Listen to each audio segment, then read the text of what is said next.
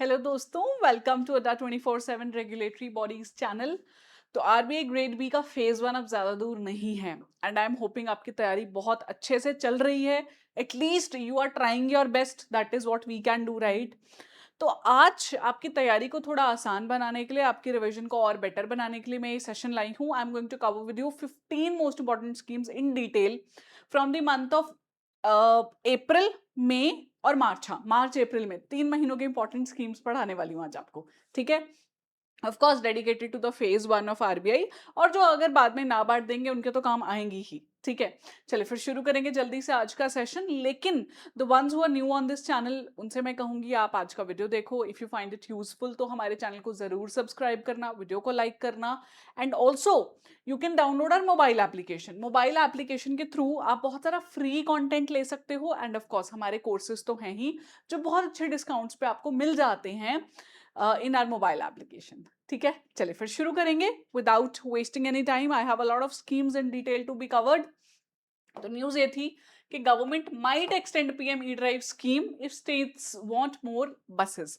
तो E drive scheme क्या है ये पढ़ाऊंगी, लेकिन न्यूज में क्यों चली फटाफट ये देख लेते हैं। तो सेंट्रल गवर्नमेंट ने रिसेंटली कहा that they might consider the extension of the E drive scheme to the states as well, क्योंकि ई ड्राइव स्कीम अभी सेंट्रल गवर्नमेंट की तरफ से इंप्लीमेंट की जा रही थी अक्रॉस द कंट्री। तो क्योंकि 14,000 बसेस डिप्लॉय कर दी हैं, तो दे से मे बी हम ऐसी एक स्कीम स्टेट्स के लिए भी ले आए। सो पीएम ई ड्राइव जो स्कीम है, it is PM electric drive revolution in innovative vehicle enhancement. Electric drive revolution innovative vehicle enhancement एक फ्लैगशिप सेंट्रल सेक्टर स्कीम है। ठीक है, design to accelerate the transition to electric mobility in India. Electric mobility India में लाने के लिए ministry of heavy industries इसकी nodal ministry है। आउटले, इसको टोटल पैसा जो गवर्नमेंट ने दिया है वो है 10,900 करोड़ रुपीज। इनिशियली 2 सालों के लिए लॉन्च किया था इसे, अक्टूबर 2024 से मार्च 2026 के लिए। लेकिन फॉर द बिग व्हीकल्स जैसे बसेस और थ्री व्हीलर्स, इसके लिए इसको एक्सटेंड कर दिया। तो आई ये कब थी? अक्टूबर 2024 में, और अब इसको एक्सटेंशन मिला है। ठीक है जी। it has submitted it has subsumed the EMPS, जो इलेक्ट्रिक मोबिलिटी प्रमोशन स्कीम पहले चलती थी 2024 तक, उसको इस स्कीम ने सबस्यूम कर लिया। और ई ड्राइव अब नई स्कीम आ गई, तो नाम से ही पता चल रहा है ड्राइव जो है उसको इलेक्ट्रिक करना चाहते हैं। But of course their focus is on public transportation more, और बसेस डिप्लॉय कर रहे हैं। और उसी के लिए कहा इन्होंने मिनिस्ट्री ऑफ हेवी इंडस्ट्रीज ने कि we might extend it further for the states. आगे चलते हैं। शिवराज सिंह चौहान जी ने लॉन्च किया प्रधानमंत्री ग्राम सड़क योजना fourth addition in Odisha. Fourth edition नहीं, हम कह सकते हैं कि इसका जो फोर्थ फेज है वो लॉन्च किया है। तो शिवराज सिंह चौहान जी मध्य प्रदेश के सीएम रह चुके हैं इतने टर्म्स, अब रूरल डेवलपमेंट मिनिस्टर बन चुके हैं। तो प्रधानमंत्री ग्राम सड़क योजना, गांव में सड़क बनाने की योजना, मिनिस्ट्री ऑफ रूरल डेवलपमेंट के अंडर आती है। तो ministry for union minister for rural development Chouhan ji ने लॉन्च किया फोर्थ फेज ऑफ प्रधानमंत्री ग्राम सड़क योजना। कहाँ? ओडिशा में। अगर सवाल मुश्किल आया पेपर में तो कहाँ लॉन्च किया यही पूछ लेंगे, वैसे पूछना बनता नहीं है, बट यू नेवर नो सवालों के मुश्किल कितने आ रहे हैं।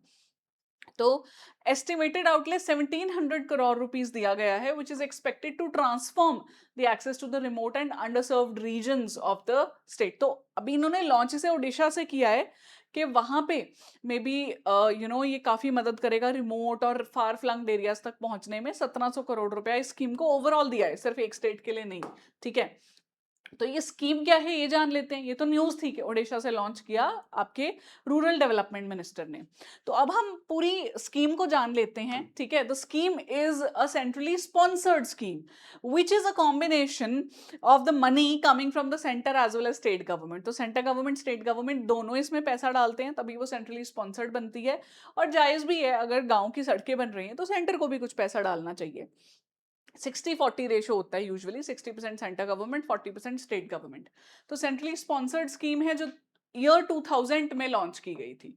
ठीक है, मिनिस्ट्री ऑफ रूरल डेवलपमेंट इसकी नोडल मिनिस्ट्री है, और लोगों को एक ऑल वेदर कनेक्टिविटी देना चाहते हैं अनकनेक्टेड रूरल हैबिटेशंस में। मतलब यही ऑब्जेक्टिव था कि गांव में सड़कें अच्छी नहीं है, लोगों को कनेक्टिविटी नहीं मिल रही है, तो कैसे ही वो पढ़ने जाएंगे कॉलेजेस, फिर नौकरी करने जाएंगे, तो दिक्कत होगी। ये सोच के साल 2000 में इसको लॉन्च किया था, बट आप ये देखो 2026 तक अप एंड रनिंग है ये स्कीम।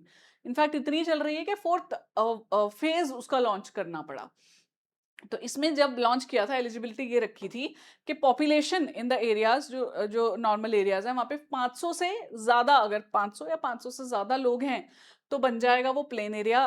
प्लेन एरिया में वहाँ पे सड़कें बनाई जाएंगी, हिल एरिया में 250 या 250 से ज़्यादा, and in the left wing extremism affected areas, मतलब जहाँ नक्सलाइट्स और ऐसे काफ़ी अंडर डेवलप्ड रीजन हैं वहाँ 100 लोग भी हैं तब भी हम सड़क बना देंगे। ये basic tenets of the scheme है। कब लॉन्च की, कौन सी मिनिस्ट्री ने लॉन्च की, किस पर्पज से लॉन्च की। All weather connectivity is important, क्योंकि कई बार क्या होता है बारिशें आने पे सड़क बह गई, तो प्रॉपर अच्छी सड़क नहीं बनाई ना आपने, वो जो यूज करते हैं आपका जो भी कोकिंग कोल ऐसी चीजें यूज करते हैं, अब तो कंक्रीट की बनने लगी हैं चीजें। तो इसके फेजेस देख लेते हैं। फेज 1 2000 से 2022 तक चला, तो ऐसा नहीं है कि 2022 के बाद फेज 2 आया। फेज 1 में लेट से इन्होंने कहा था कि we want to cover 1.35 lakh habitations across the 3.68 lakh kilometre roads, ये इन्होंने कहा था फेज 1 में। तो फेज 2 में इसके चलते हुए ही 2013 में लॉन्च कर दिया। It upgraded 50,000 kilometre of rural roads, ठीक है। फिर फेज 3 में 2019 से 2025 चला, तो upgrading of 1.25 lakh kilometre to connect markets. और फेज 4 अब 2024 में जो इन्होंने अनाउंस किया था उड़ीसा में, अब उसको प्रॉपर इम्प्लीमेंटेशन चालू कर दी है।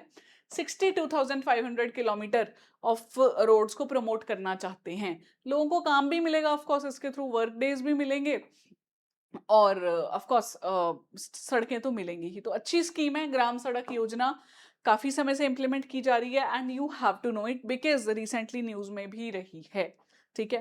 तो मैं यही कर रही हूँ, आपने देख लिया होगा अब तक, मैंने मेंशन इसलिए किए हैं months so that you know कि हम मार्च अप्रैल मई में ये न्यूज में इसलिए रही थी, इसलिए हम कवर कर रहे हैं। तो जितनी भी पुरानी स्कीम हो अगर वो न्यूज में आ जाती है, it becomes important for you. और इस सेशन के थ्रू मेरे दोस्तों मैं आपके लिए पीआईबी भी कवर कर रही हूँ। बिकॉज व्हाट हैपेंस इज, एक ये बड़ा सवाल आता है मैम पीआईबी कैसे करें, पीआईबी कहाँ से करें, तो ये वो सेशन है जो आपके लिए पीआईबी की स्कीम्स कवर करेगा। और एक मैराथन पहले ही ले चुकी हूँ मैं मिस्टर वीर के साथ ऑलरेडी, उसका भी आप पीडीएफ डाउनलोड कर सकते हैं, ठीक है। चलिए आगे बढ़ेंगे। Ayushman Bharat, of course Ayushman Bharat scheme तो कैसे ही हम छोड़ सकते हैं, वैसे भी बड़ी इंपॉर्टेंट है हेल्थ सेक्टर के लिए। तो आयुष्मान भारत दिवस 2026 मनाया गया रिसेंटली, तो इसलिए वो स्कीम आई न्यूज में। तो आयुष्मान भारत दिवस अप्रैल 30 को मनाया गया, हर साल अप्रैल 30 को मनाया जाता है, और एक डे डेडिकेट कर दिया है, तो मतलब we want to promote this particular scheme. The day aims to spread awareness about free health care services offer to the poor and needy. तो अवेयरनेस स्प्रेड करना चाहता है, फ्री हेल्थ केयर सर्विसेज देना चाहता है, और सिटीजन्स को, health care workers को यूनिवर्सल हेल्थ कवरेज के लिए बेसिकली लोगों तक ये पहुंचाना मैसेज कि हेल्थ केयर सर्विसेज आपको मिल रही हैं और सस्ते दामों पर मिल रही हैं, तो इसका बेनिफिट लीजिए, ठीक है। तो आयुष्मान भारत जो है वो अपने आप में एक बहुत इंपॉर्टेंट स्कीम है, और क्योंकि एक डे सेलिब्रेट किया तो ये डे की डेट भी पता होनी चाहिए आपको। That can also be A question, Ayushman Bharat दिवस कब मनाया जाता है, अप्रैल 30, ठीक है। तो आयुष्मान भारत स्कीम क्या है एक बार पढ़ लेते हैं।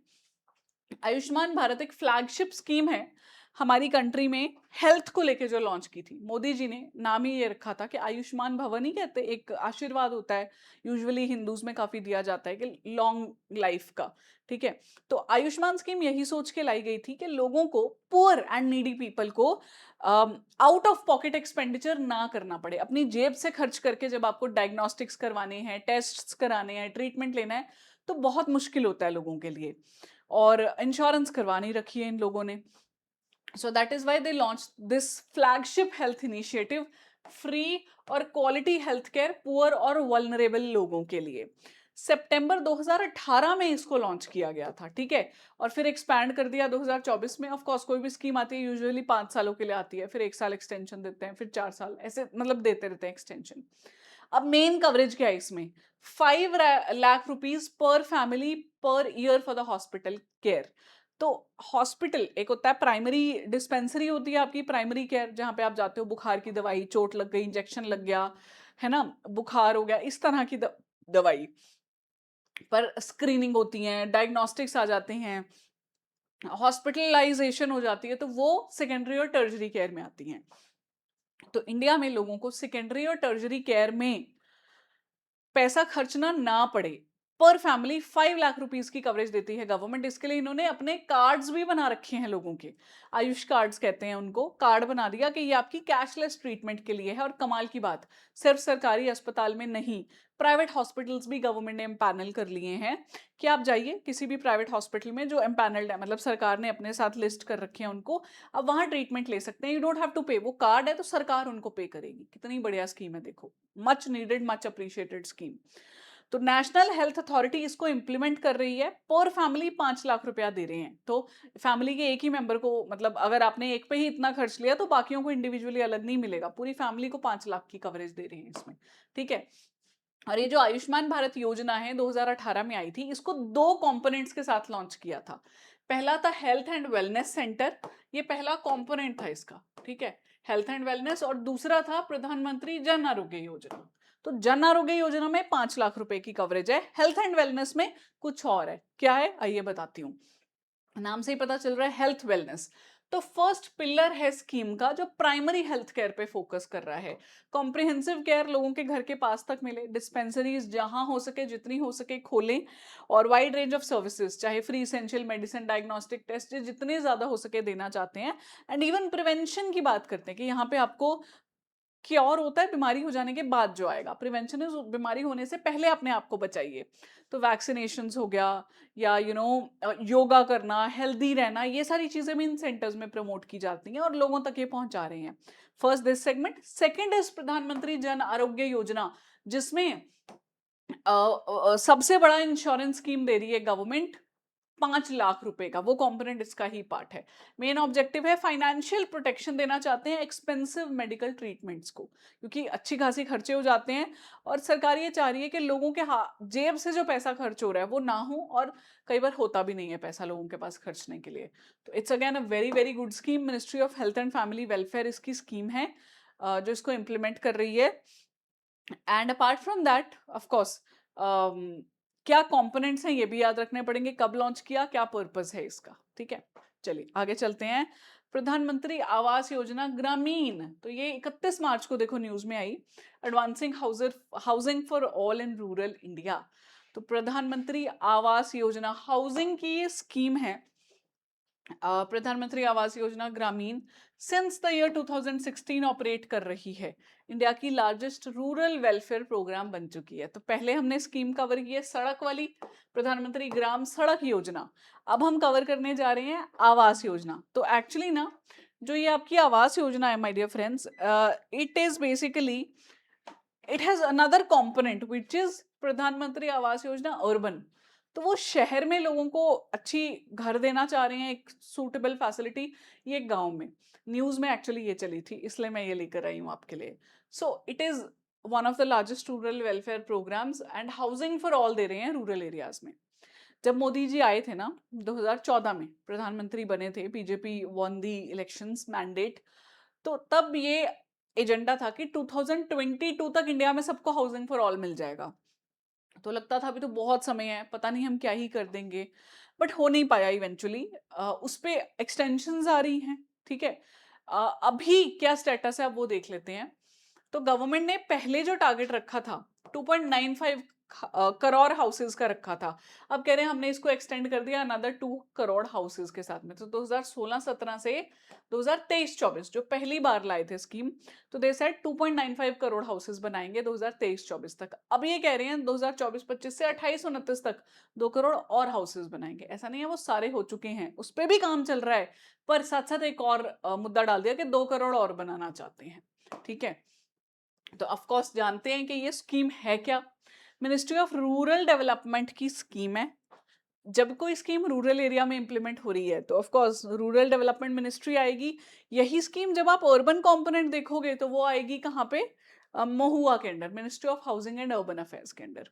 तो प्रधानमंत्री आवास योजना ग्रामीण में मिनिस्ट्री ऑफ रूरल डेवलपमेंट है जी इसकी मिनिस्ट्री। पक्का हाउसेस देना चाहते हैं with basic facilities homeless deprived rural house के लिए। लैंडलेस जो हाउस हैं उनको घर देना चाहते हैं, कि कच्चे घर हैं जिनके बारिश आई घर बह गए, जगह नहीं है रहने के लिए, स्लम्स में रह रहे हैं, उन सब लोगों को घर देना चाहते हैं। यूजुअली जो लेबर लोग होते हैं वो दे आर लैंडलेस, तो वो एक जो ओनर है लैंड का वहां पे काम कर रहे हैं और वहीं पर टेम्परेली वो रहने लग जाते हैं। तो but it is not a good thing, right? एक ह्यूमन डेवलपमेंट के लिए ओवरऑल एक्सपोजर अच्छा चाहिए। तो लैंडलेस हाउस होल्ड्स को प्रायोरिटाइज कर रहे हैं, लेकिन 60% ऑफ द टारगेट जो है वो SC ST होंगे इनके।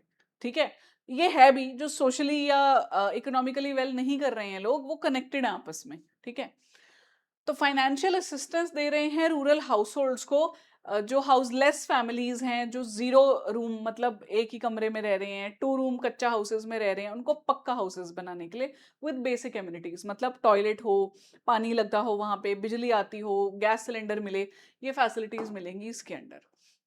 इसमें इन्होंने हाउसिंग नॉर्म्स रखी हैं। It requires a minimum house size of 25 square metre including a hygiene cooking area. एक हाइजेनिक कुकिंग एरिया चाहिए। 25 स्क्वायर मीटर का एक मिनिमम हाउस मिलेगा। हाउस रजिस्ट्रेशन प्राइमरली या तो वुमेन के नाम पे हो या वुमेन और मेन की जॉइंट ओनरशिप हो उसमें। ठीक है, बेनिफिशियरीज जो है वो रिसीव करेंगे direct benefit transfer of 1.20 lakh in the plain areas, और हिली नॉर्दर्न एरियाज में 1.30 लाख। एक्चुअली हिली नॉर्दर्न एरियाज में रिमोट हो जाता है ना, थोड़ा पहुंचना मुश्किल है, खर्चा ज्यादा हो जाता है, इसलिए वहां पैसे ज्यादा देंगे पर यूनिट। मतलब एक घर को इतना सपोर्ट दे रहे हैं ये।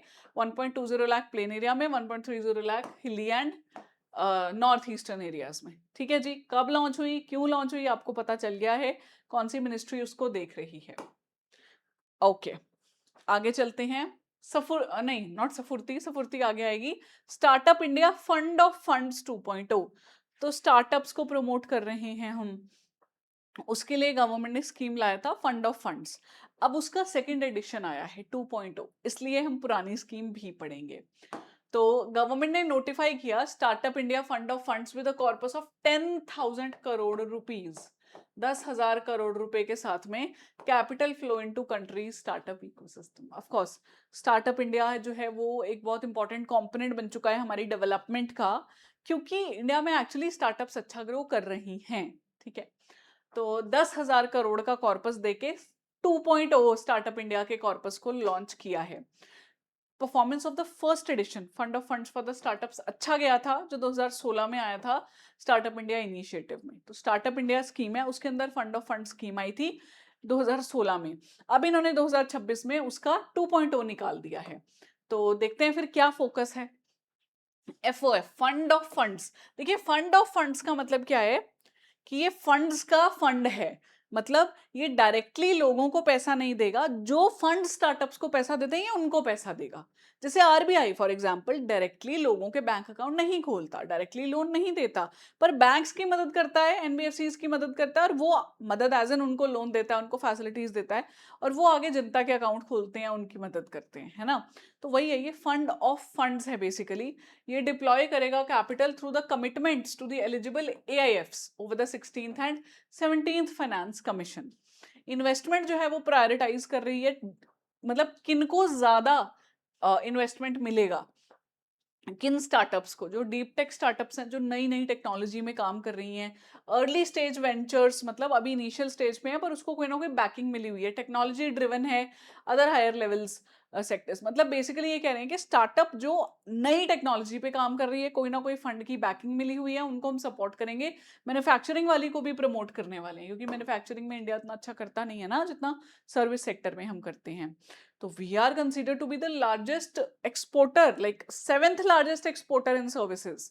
ठीक है, तो अब देखते हैं robust selection and governance framework कैसे चूज करेंगे, सिलेक्शन किसको कितना पैसा मिलेगा।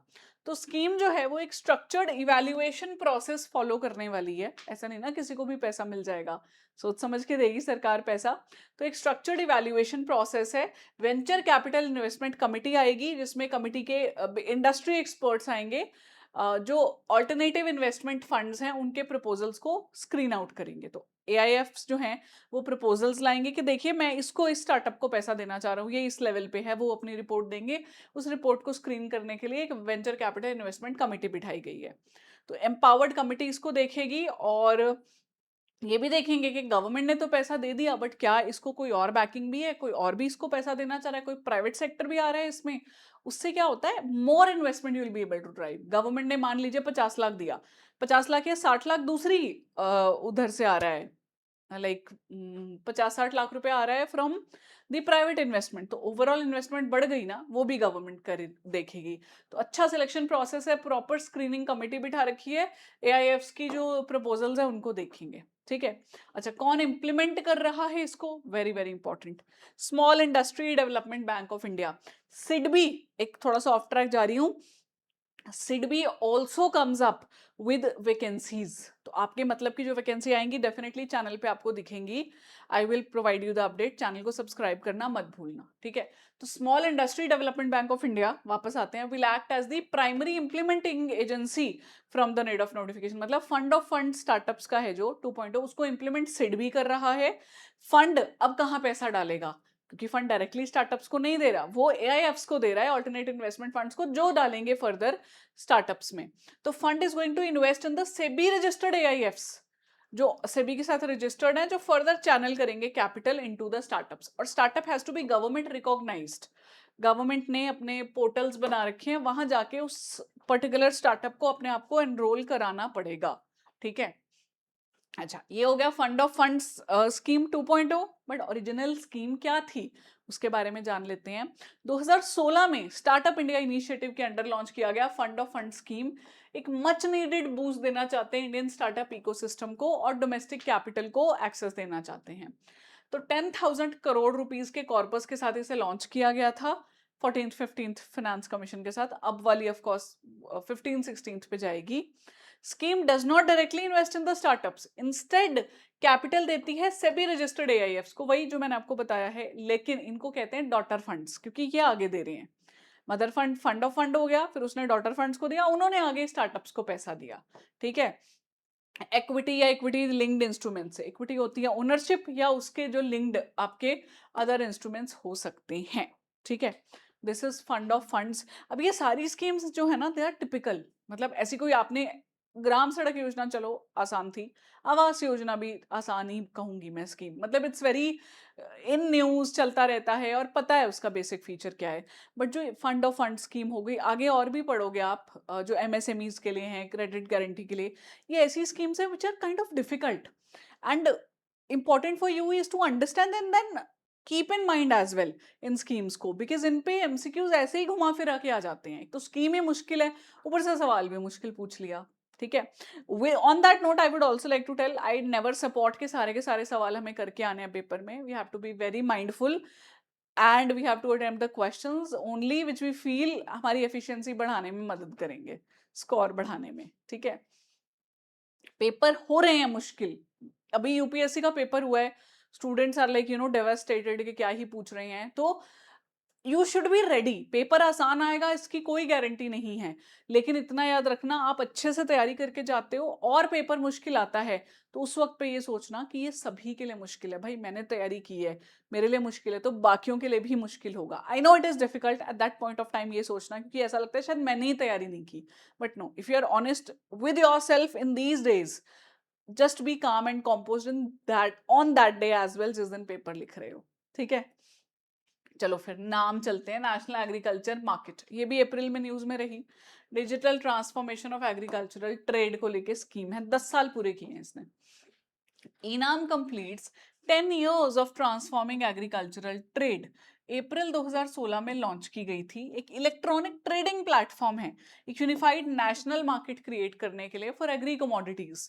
तो एग्जिस्टिंग मंडीज जो है हमारी, उनको कनेक्ट करना चाहते हैं, डिजिटली इंटीग्रेट करना चाहते हैं, एक यूनिफाइड नेशनल प्लेटफॉर्म। जैसे अभी तो मंडीज होती हैं हमारी, है ना, तो इनको नेशनली ई मंडीज की तरह कनेक्ट करना चाहते हैं, इसीलिए इसका नाम रखा था ई नाम।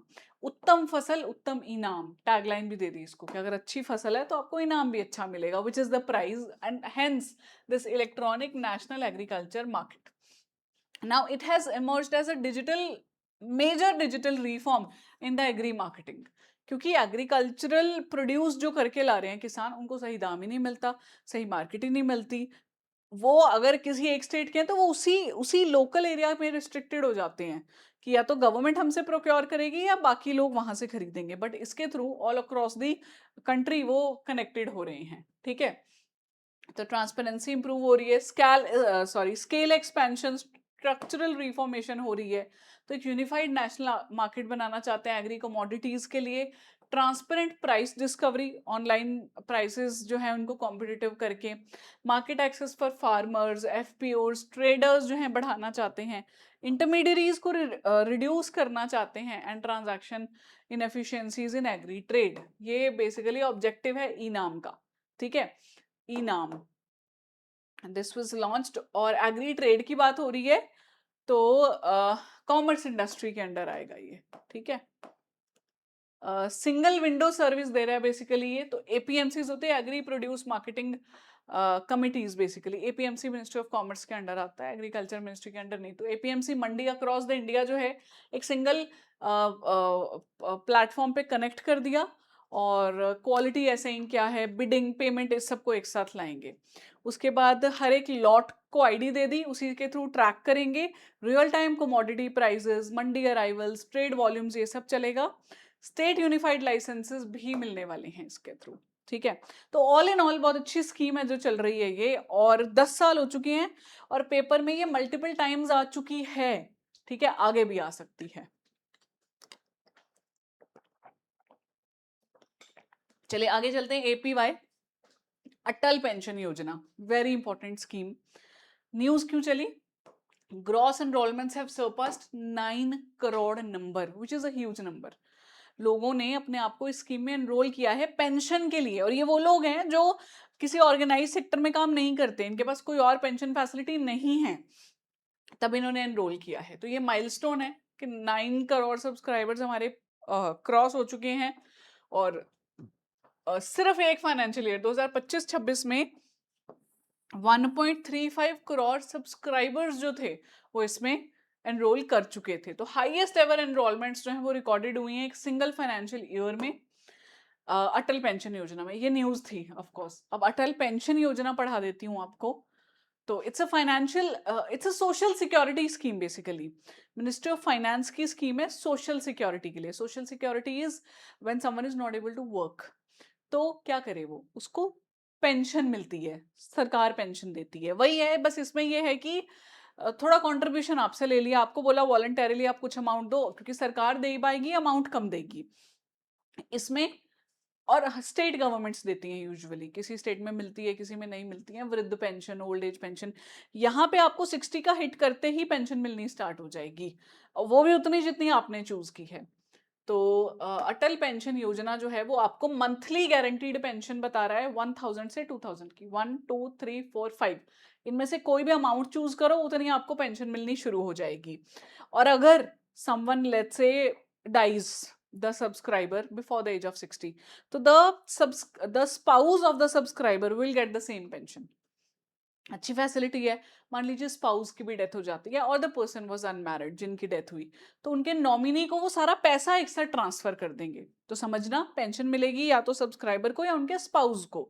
उन दोनों के बाद पेंशन नहीं बल्कि कॉर्पस, जितना पैसा इकट्ठा हुआ था उस पर इंटरेस्ट लगा के जो गवर्नमेंट ने पैसा बनाया है वो आपको इकट्ठा ट्रांसफर कर दिया जाएगा, ठीक है। तो ये एक बहुत इंपॉर्टेंट फीचर है इसका। It is being implemented from 1 June 2015। Ministry of finance की ये स्कीम है, 2015 से जो चालू है। मंथली पेंशन देना चाहते हैं एलिजिबल सब्सक्राइबर्स को जो किसी भी ऑर्गेनाइज्ड पेंशन स्कीम में कवर्ड नहीं है, ठीक है। इसको एडमिनिस्टर करता है PFRDA, pension fund regulatory development authority of India, through the NPS architecture. तो national pension system is for the people, जो सरकारी पर्सोनल्स हैं वो इसमें एनरोल होते हैं एनपीएस में, ठीक है। और उसी आर्किटेक्चर में पीएफआरडीए एपीवाई को भी इंप्लीमेंट कर रहा है। आप लोग भी इसमें एनरोल कर सकते हो, ठीक है। अटल पेंशन योजना पीएफआरडीए के थ्रू एडमिनिस्टर की जा रही है। APY is open to all the people जिनका बैंक अकाउंट है बट एज इज 18 to 40। 18 से 40 साल इनकी उम्र है वो एनरोल करेंगे। मिनिमम गारंटीड पेंशन जो है वो 1000, 2000, 3000, 4000 या 5000 आप चूज करोगे। Amount of pension is guaranteed for life time to the spouse even death of the subscriber के बाद। वही अगर दोनों की डेथ हो गई तो नॉमिनी को फिर इकट्ठा पैसा चला जाएगा। ठीक है, तो कुछ कुछ इसमें पॉइंटर्स हैं जो इन्होंने दिए थे, मैंने यहाँ डाल दिए हैं। पीडीएफ से आप डाउनलोड करके रीड कर लेना, जहाँ पे कहा है कि nominee shall be able to receive the pension wealth together. जो इनकम टैक्स पेयर्स नहीं है या किसी भी स्टेट्यूटरी सोशल सिक्योरिटी स्कीम में कवर्ड नहीं है, उनको सेंट्रल गवर्नमेंट 50% कॉन्ट्रीब्यूशन देगा, जो उनका इसमें हिस्सा बनता है उसमें कॉन्ट्रीब्यूशन देगा। और monthly, quarterly, half yearly basis पे आप इसमें पैसा डाल सकते हो। तो ये पॉइंट्स पढ़ लेना। This PDF will be available, the entire sessions PDF will be available on my Telegram group which is Ritika Chawla अड्डा 24/7। ठीक है, तो आप वहां से डाउनलोड करके अच्छे से पीडीएफ्स को गो थ्रू कर लेना। मैंने बहुत और पीडीएफ्स भी शेयर की हैं जो भी मेरे सेशंस चलते रहते हैं। ओके, प्रधानमंत्री भारतीय जन औषधि परियोजना, ये क्या है? जन औषधि को प्रमोट करने के लिए, जेनेरिक मेडिसिन को प्रमोट करने की स्कीम है। ठीक है, ये मार्च के मंथ में आई थी। तो जन औषधि सप्ताह, न्यूज ये थी कि जन औषधि सप्ताह, Jan Aushadhi awareness week celebrate किया गया, kick starting on the 7th of March. तो 7th मार्च को जन औषधि दिवस जो है वो मनाया गया, और उसी दिन इन्होंने किक स्टार्ट किया जन औषधि सप्ताह को। ठीक है, जन औषधि सस्ती भी, भरोसेमंद भी, सेहत की बात बचत के साथ, ये इसका थीम रखा है इस बार का। और ये जो स्कीम है ये कंबाइन कर रही है आपकी जो डायग्नोस्टिक्स हैं, सस्ती दवाइयां, सब एक सेंटर पे मिल जाएं आपको, जो गवर्नमेंट रन सेंटर है। लाइक गवर्नमेंट बैक्ड सेंटर है, रन तो लोग करेंगे बट उसमें गवर्नमेंट सपोर्ट देगी। तो इस योजना के 3 ऑब्जेक्टिव्स हैं। जेनेरिक मेडिसिन के लिए अवेयरनेस क्रिएट करना। जेनेरिक मेडिसिन क्या होती हैं?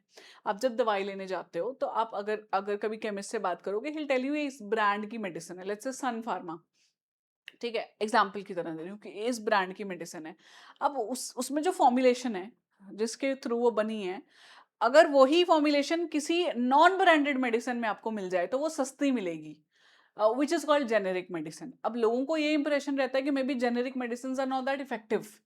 आप किसी ब्रांड की लोगे, बना एक ही तरीके से है, गवर्नमेंट का कहना है, लेकिन सिर्फ अपनी ब्रांडिंग की वजह से आपको महंगी मिल रही है दवाई, आप उसको छोड़ दो, आप जेनेरिक ले लो जिसमें कोई ब्रांडिंग नहीं हो रखी है। वो मेडिसिन सस्ती मिल जाती है, उसी को प्रमोट करना चाह रहे हैं। तो ministry of chemicals and fertilizers की ये स्कीम है जो जेनेरिक मेडिसिन के लिए लोगों को अवेयरनेस दे रहे हैं कि वो सस्ती है, इसका मतलब ये नहीं कि वो इफेक्टिव नहीं है। प्रिस्क्रिप्शंस डॉक्टर्स को कह रहे हैं कि आप जेनरिक लिखो, why are you always writing बड़े बड़े ब्रांड्स की प्रिस्क्रिप्शंस। और ऑफ कोर्स इस सब के बाद ऐसी जगह भी तो हो जहाँ इजीली मिल जाए जेनेरिक मेडिसिन। बहुत सारे लोगों के पास, केमिस्ट और जो शॉप ओनर्स हैं उनके पास नहीं होती, तो सरकार ने अपने खुद के जन औषधि केंद्र खोलने का डिसाइड किया जो रन करते हैं इस स्कीम को। ठीक है, तो स्कीम के कई ऑब्जेक्टिव्स हैं। सबसे पहला, क्वालिटी मेडिसिन जो हैं, जो कंज्यूमेबल्स हैं या इवन सर्जिकल आइटम्स हैं, उनको एक अफोर्डेबल प्राइस पे प्रोवाइड करवाना, ताकि लोगों का ओओपीई, आउट ऑफ पॉकेट एक्सपेंडिचर, अपनी जेब से जो खर्च हो रहा है वो कम हो पाए। ठीक है, तो ये पहला है, सबसे पहला ऑब्जेक्टिव। दूसरा, जेनेरिक मेडिसिन को लोगों में प्रोपोगेट करना, बताना कि ये नोशन है कि low price generic medicine are inferior, इसको हटाना कि ऐसा नहीं है, आप ज्यादा पैसा दे रहे हो सेम फॉर्मुलेशन के लिए। फिर to generate employment by engaging individuals in the opening of the Pradhan Mantri Jan औषधि परियोजना केंद्र, के लोगों को काम भी देना चाहते हैं। इतने हजारों केंद्र खोलेंगे ऑल अक्रॉस द इंडिया, लोगों के अपॉर्चुनिटी मिलेगी वहां पे आके अपनी वो शॉप रन करने की। और जो लोग रन कर रहे हैं उस शॉप्स को, गवर्नमेंट उनको इंसेंटिव देती है कि क्योंकि आप आए हो, आप काम करना चाह रहे हो, 2-4 लोगों को और एम्प्लॉयमेंट दोगे। पूरा स्टोर एक बंदा तो रन नहीं करता, 2-3 लोग अपने साथ रखता है, तो इसलिए गवर्नमेंट इंसेंटिव दे रही है। ठीक है, तो गवर्नमेंट ने रिवाइज कर दी अपने रिसेंटली जो इंसेंटिव प्लान था, कि जो केंद्र ओनर हैं उनको पहले 2.5 लाख रुपए की सपोर्ट देती थी सरकार वन टाइम, अब कह रहे 5 लाख की सपोर्ट देंगे।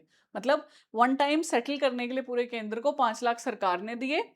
और उसके अलावा आपको नहीं, सॉरी, ये रेगुलरली मिलेंगे आपको। वन टाइम इंसेंटिव जो था वो अप्रूव कर दिया अब 2 लाख रुपए का, कि 2 लाख रुपीज वन टाइम, उसके अलावा आपको पैसे मिलते रहेंगे, इंसेंटिव अगर आपका चलता रहता है केंद्र तो। ठीक है, स्कीम को इंप्लीमेंट कर रहा है pharmaceutical and medical devices bureau of India, ministry of chemical fertilizer के अंडर ही आता है शायद ये। और ऑफ कोर्स ये जो है खुद रजिस्टर्ड सोसाइटी है, फार्मा पीएसयू की तरह काम कर रहा है और डिपार्टमेंट ऑफ फार्मास्यूटिकल्स के साथ इन्वॉल्व है, राइट। तो ये सारी इंपॉर्टेंट चीजें जितनी भी थी pertaining to this particular scheme, कितना इंसेंटिव मिलता है, कौन इन केंद्रास को खोल सकता है, क्या सपोर्ट मिलेगी, वो सब मैंने यहाँ मेंशन कर दिया है। देखो मैंने पढ़ा दिया है और पहले भी पढ़ाया है मैंने तो, बट अब एग्जाम आ रहा है तो I hope that you will be able to revise more and more, that is what I expect from you guys. ठीक है, चलो जी, government e marketplace celebrating 7 years of Swayatt. तो गवर्नमेंट ई मार्केट प्लेस जो है वो 7 साल मना रही है स्वायत्त के। ऑफ कोर्स ये इसीलिए न्यूज में था, जेम पोर्टल है गवर्नमेंट का एक, और उसने 7 साल की अपनी जर्नी स्वायत्त की कंप्लीट करवाई है। स्वायत्त क्या है? Startup women and youth advantage through E transactions. Startup Women and Youth Advantage. Swayat was conceptualized with the vision of democratizing government procurement, कि गवर्नमेंट प्रोक्योरमेंट का मतलब है सरकारी ऑफिसेज को फर्निश करने के लिए भी यू नीड लाइक प्रॉपर सामान चाहिए आपको, टेबल चेयर कबर्ड्स स्टेशनरी। तो अभी तक ऐसे खरीदते थे शॉप से जाके, ये कह रहे हैं अब हम एक पोर्टल बना देते हैं।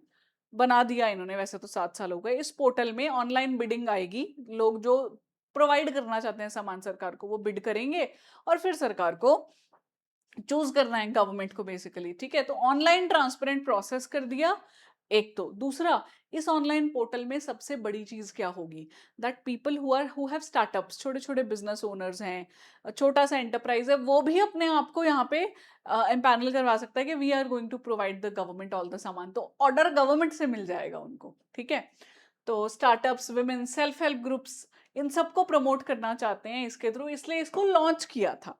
ठीक है, अब इसमें स्वायत्त अलग से है एक portal, startup women youth advantage, ministry of commerce industry run कर रही है 2019 से।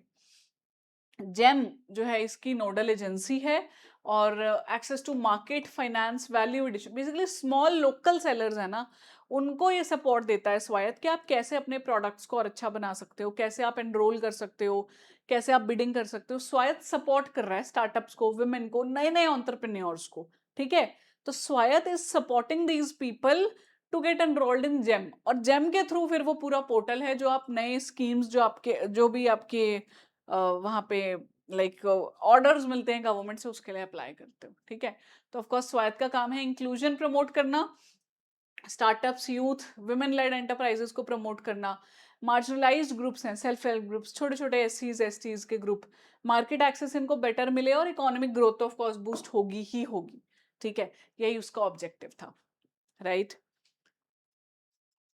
जेम काफी न्यूज में रहा है और जेम पे सवाल आते रहते हैं, ये काइंड ऑफ फ्लैगशिप स्कीम है मिनिस्ट्री ऑफ कॉमर्स की, डे टू डे में भी आपको बहुत सुनने को मिल जाएगा। आगे आते हैं जी, SOAR, skilling for AI readiness program, ये मार्च में न्यूज में रहा है, ministry of skill development entrepreneurship के अंडर। सोर, सोर क्या है? फुल फॉर्म पहले तो बताओ। Skilling for AI readiness, implemented as a nationwide initiative, ताकि अवेयरनेस और readiness in terms of artificial intelligence ला सकें across the learners, educators, citizens, सबके अक्रॉस में अवेयरनेस ला सकें। किसको लेके? एआई को लेके। तो एग्जैक्टली यही कर रहा है, स्टूडेंट्स को एआई मॉड्यूल्स की ट्रेनिंग, एआई की ट्रेनिंग दे रहे हैं थ्रू मॉड्यूल्स, ऑनलाइन मॉड्यूल्स, और टीचर्स को भी ट्रेनिंग दे रहे हैं। ठीक है, क्योंकि ऐसा नहीं है ना कि जो टीचर्स ऑलरेडी पढ़ा रहे हैं दे आर ओल्ड भी हो चुके हैं बहुत टीचर्स के, उनको पूरा ही एआई आता हो, नहीं ऐसा कुछ नहीं है। तो ये कह रहे हैं एआई रेडीनेस एजुकेटर, सिटीजन सब में लाना चाहते हैं।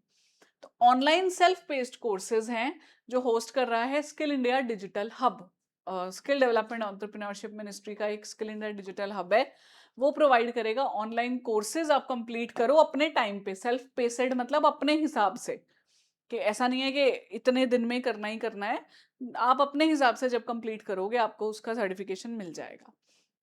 तो ministry of skill development entrepreneurship ministry है, आर्टिफिशियल इंटेलिजेंस लर्निंग को इंडिया के स्कूल एजुकेशन में इंटीग्रेट करना चाहते हैं, ट्रेनिंग इकोसिस्टम में लाना चाहते हैं जहाँ पे स्टूडेंट्स और टीचर्स दोनों प्रॉपरली ट्रेंड है, not only students, not only teachers.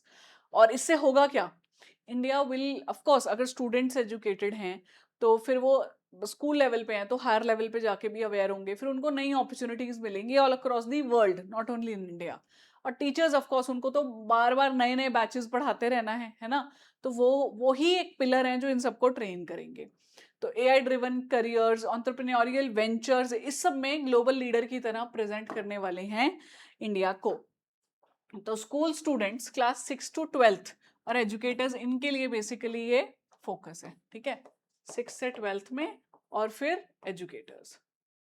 तो 3 टारगेटेड मॉड्यूल्स हैं स्टूडेंट्स के लिए, 15-15 घंटे के, 15 आवर ईच मॉड्यूल है, स्टूडेंट्स को उससे ट्रेनिंग मिलेगी। 45 आवर मॉड्यूल है टीचर्स के लिए। तो foundational AI, machine learning concepts, data literacy के साथ में आएंगे। And government is going to provide 500 crore rupees to establish a centre of excellence in AI for education. ये तो नया अनाउंसमेंट आया है, एक्चुअली बजट में भी बोला था इन्होंने कि सेंटर ऑफ एक्सेलेंस एआई में हम लाना चाह रहे हैं, 500 करोड़ बजट के साथ करा है। तो इसको सेपरेट न्यूज की तरह भी पूछा जा सकता है, not only as a part of this scheme. Okay, तो सोर क्या है, क्यों लॉन्च किया, किसके लिए लॉन्च किया, कौन बेनिफिशियरीज होंगे, ये सब मैंने आपको यहाँ दे दिया। फाउंडेशनल एआई क्या है, बेसिकली ऐसे कॉन्सेप्ट्स जो आपको ट्रेन करेंगे डेटा लिटरेसी में, एथिकल यूज में। एआई बे अच्छा, जो सेंटर है वो एआई बेस्ड टूल्स बनाएगा, मल्टीलिंगुअल रिसोर्सेज बनाएगा कि हर कंट्री में इतनी लैंग्वेजेस हैं, सब तरीके के लोग इसमें कनेक्ट कर पाएं।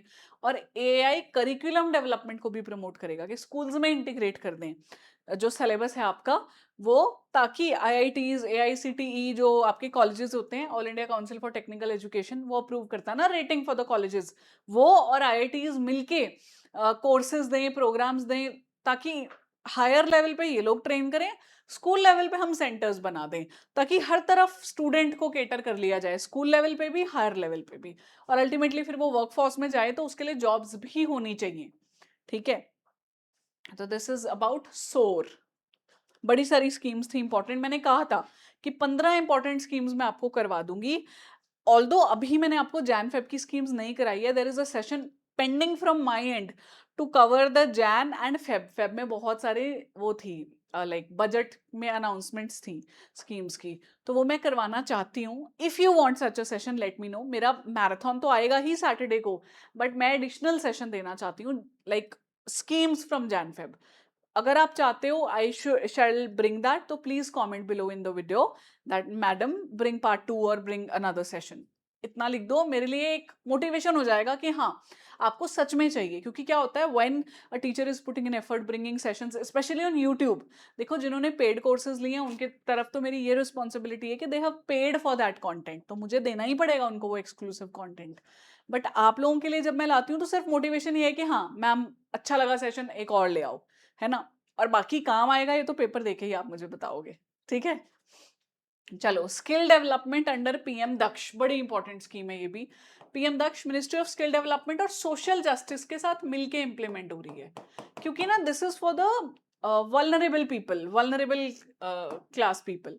तो प्रधानमंत्री दक्षता और कुशलता संपन्न हितग्राही पीएम दक्ष स्कीम जो है, इसमें trainings are being conducted under national skill qualification framework. तो ये scheme ministry of social justice की है, बट ये इसमें जो ट्रेनिंग्स दी जा रही हैं वो नेशनल स्किल क्वालिफिकेशन के थ्रू हैं, स्किल क्वालिफिकेशन फ्रेमवर्क को अलाइन करती हैं जो मिनिस्ट्री ऑफ स्किल डेवलपमेंट का है, तो इसलिए दोनों इसमें आ जाती हैं। तो जब पेपर में अगर क्वेश्चन आता है, यू हैव टू चूज कि क्या एक ही ऑप्शन दी है सोशल जस्टिस तो वही होगा, अगर दोनों दी हैं सोशल जस्टिस स्किल डेवलपमेंट, दोनों को चूज करना। मान लीजिए कोई अलग अलग स्कीम्स है और सिर्फ एक स्किल डेवलपमेंट है, तो वो भी आंसर होगा, like you have to choose, right. तो पीएम दक्ष जो है वो मिनिस्ट्री ऑफ सोशल जस्टिस ने 2020-21 में कोविड के टाइम पे लॉन्च की थी, और मार्जिनलाइज्ड सेक्शंस ऑफ सोसाइटी को प्रमोट करना चाहते हैं स्किल डेवलपमेंट प्रोग्राम्स देके, ठीक है। तो it's a central sector scheme, मतलब fully funded by the central government, okay. ये स्किल डेवलपमेंट ट्रेनिंग देता है एससीज को, ओबीसीज को, ईडब्ल्यूएस को, डीनोटिफाइड ट्राइब्स को, which will include waste pickers as well, employability, entrepreneurship, sustainable livelihood.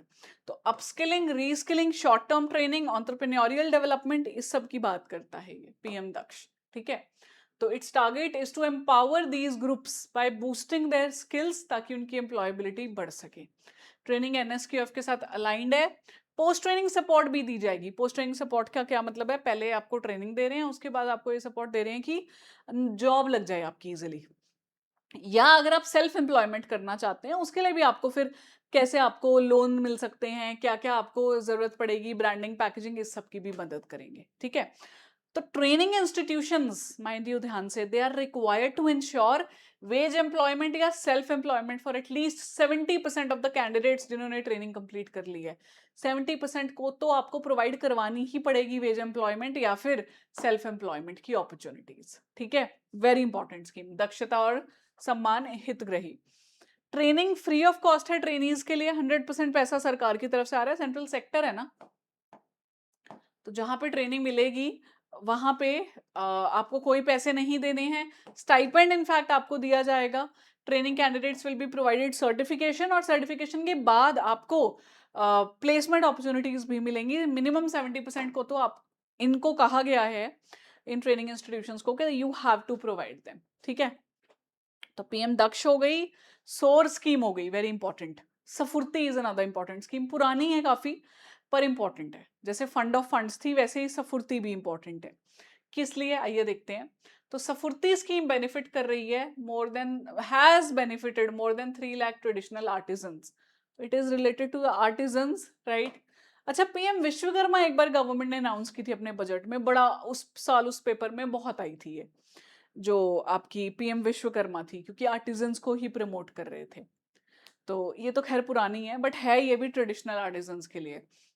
तो अभी रिसेंटली न्यूज ये थी कि 513 clusters under the SFURTI scheme have benefited 3 lakh traditional artisans. तो क्या है सफुर्ती, ये पढ़ाना है मैंने आपको।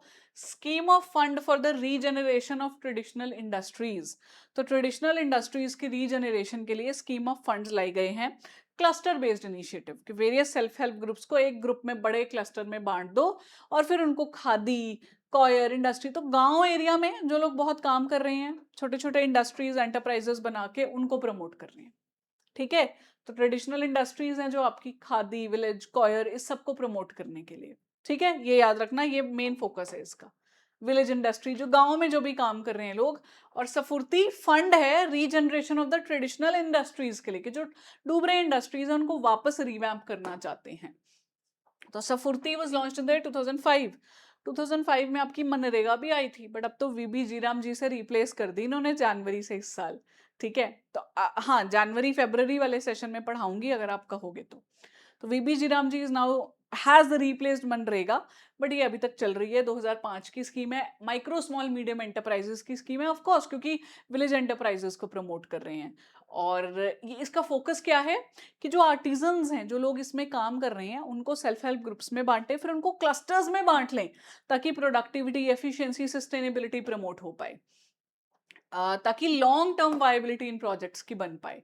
तो overall condition of the traditional industries बेहतर करना चाहते हैं, आर्टिजन्स के जो लाइवलीहुड अपॉर्चुनिटीज हैं वो अच्छी देना चाहते हैं, और की गोल यही है कि इनको बेसिकली, आप देखिए ना, एक एरिया में 10 अलग अलग तरह की एंटरप्राइजेस हैं, अगर उन सबको क्लब करके एक साथ ट्रेनिंग देंगे तो उनका भी फायदा होगा, क्रॉस लर्निंग भी हो पाएगी और अपॉर्चुनिटीज भी ज्यादा आएंगी। ठीक है, तो जो ऑफन अनऑर्गेनाइज्ड अलग अलग पड़े हुए हैं उन सबको एक साथ ले आएंगे।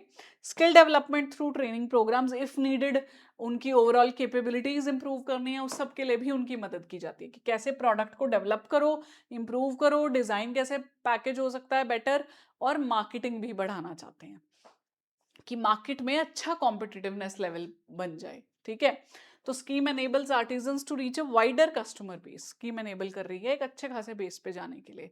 Scheme contributes to rural employment schemes, क्योंकि नई जॉब अपॉर्चुनिटीज देने की कोशिश कर रही है लोगों को। तो कौन कौन लोग इसमें एलिजिबल हैं, जो एनजीओज चला रहे हैं, सेंट्रल स्टेट गवर्नमेंट के कुछ इंस्टीट्यूशंस हैं, सेमी गवर्नमेंट बॉडीज हैं, पंचायती राज इंस्टीट्यूशंस हो सकते हैं, या जो लोग फील्ड में काम कर रहे हैं, कोई भी फील्ड में, मतलब जो एंटरप्राइज चला रहे हैं वो भी इसमें आ सकते हैं। ठीक है, ये एलिजिबिलिटी स्पेसिफिकली दी गई है, मैं इसलिए पढ़ा रही हूँ आपको कि इस पे सवाल आ जाता है, एंड देन वी फील कि अच्छा एग्जैक्टली तो क्या ही होगा, दिया हो इन्होंने। तो क्लस्टर्स में अराउंड 500 आर्टिजन्स होते हैं, स्मॉलर क्लस्टर्स भी अलाउड किए जाते हैं, बट यूजुअली 500 आर्टिजन्स होते हैं। और कौन से एरिया में कौन सा काम कर रहे हैं, कहाँ लोकेटेड हैं, इस सब बेसिस पे क्लस्टर्स बनाते हैं, और क्लस्टर वाइज उनको अप्रोच किया जाता है प्रमोट करने के लिए। ठीक है, अच्छा, फंडिंग असिस्टेंस भी दी जाती है up to 2.5 crore for regular cluster, major के लिए 5 करोड़। तो यूजुअली 500 जो हैं वो आर्टिजन्स हैं एक में, उससे ज्यादा भी हो सकते हैं, तो 2.5 करोड़ का सपोर्ट एक क्लस्टर में आता है। ठीक है। और उसी लिए है कि इंफ्रा डेवलपमेंट करो उस क्लस्टर की, ट्रेनिंग बेटर दो, सर्टिफिकेशन कोर्सेज दो। इम्प्लीमेंटेशन पीरियड जो है 12 मंथ्स है रेगुलर क्लस्टर्स के लिए, 18 मंथ्स है मेजर क्लस्टर्स के लिए। ठीक है, ये याद रखना पड़ेगा। 2.5 करोड़ की अमाउंट 12 महीनों के लिए और यहाँ पे 18 महीनों के लिए। This is SFURTI. ओके जी।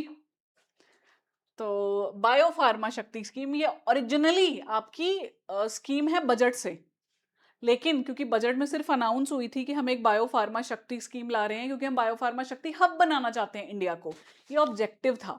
लेकिन स्कीम फुल फ्लेजेड लॉन्च हुई मार्च में, इसीलिए कवर करवा रही हूँ। ठीक है, तो bio pharma Shakti again ministry of chemical fertilizers की स्कीम, बायोसिमिलर्स बायोलॉजिक्स ये बनाना चाहते हैं इंडिया में। जैसे फार्मास्यूटिकल में इंडिया इज डूइंग वेल, हमारी कंट्री से दवाइयाँ अफ्रीकन नेशंस में जाती हैं और ऑल अक्रॉस इंडिया भी बहुत तरीके की मेडिसिन बनती हैं।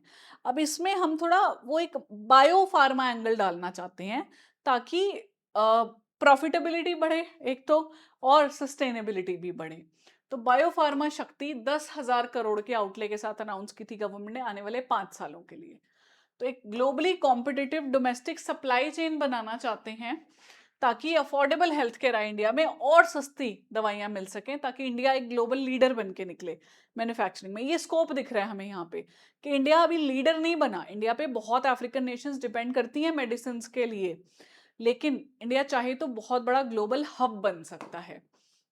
यही सोच के इसे लाए गए कि हम एक बायोफार्मा डिस्कवरी ग्रांट फंड बनाएंगे, फिर NIPER network, national institution of pharmaceutical research वाले जो नेटवर्क्स होते हैं उसके साथ इंटीग्रेट करेंगे ताकि R&D हो पाए। क्लिनिकल ट्रायल साइट्स लाई जाएंगी क्योंकि ट्रायल तो जरूरी है ना, आप नई तरीके की फॉर्मूला यूज कर रहे हो, उसमें कुछ जो केमिकली बेस्ड फॉर्मूला है उसका आप देख रहे हो कि लैब अलग से बना के नेचुरल इंग्रेडिएंट्स का यूज करके बना रहे हो, तो टेस्टिंग जरूरी है।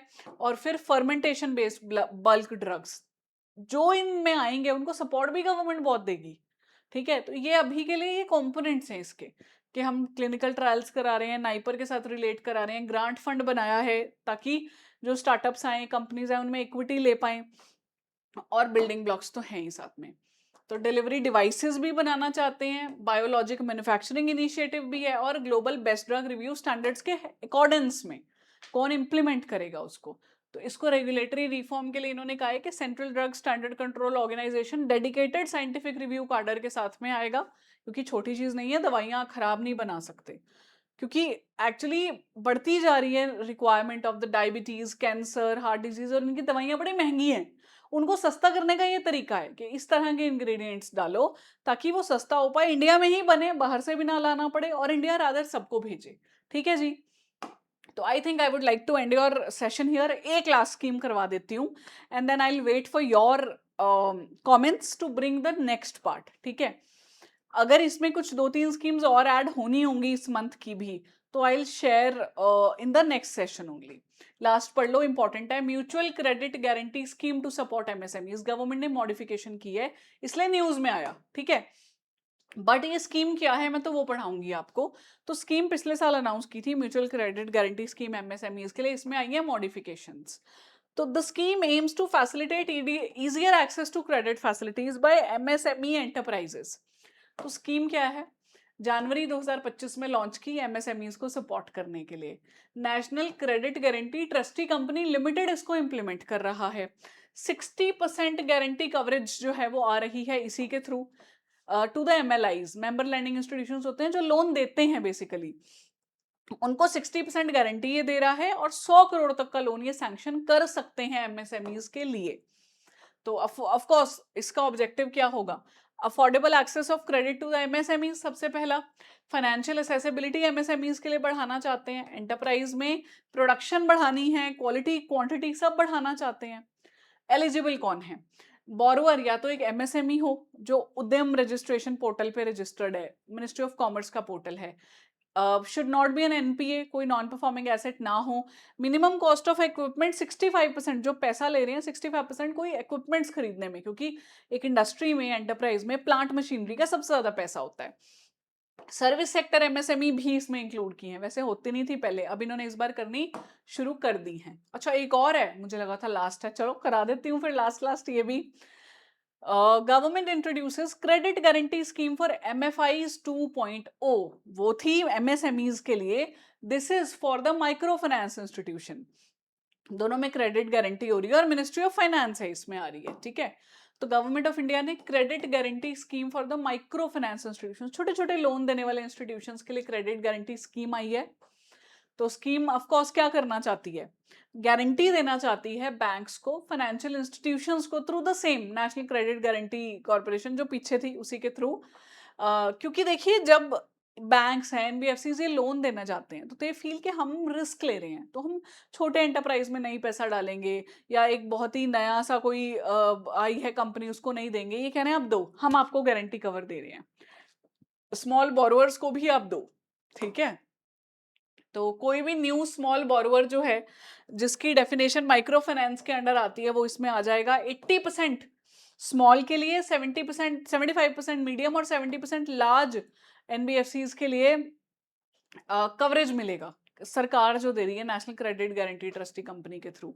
और जिसको लोन मिला है उसे 0.50% पर एनम फीस की तरह देना पड़ेगा फर्स्ट ईयर में, और उसके बाद में फिर देयर आफ्टर, ठीक है। इंटरेस्ट रेट इन्होंने कैप किया है कि इससे ज्यादा इंटरेस्ट नहीं ले सकते आप, क्योंकि वो पहले ही छोटे टर्म पे लोन ले रहे हैं।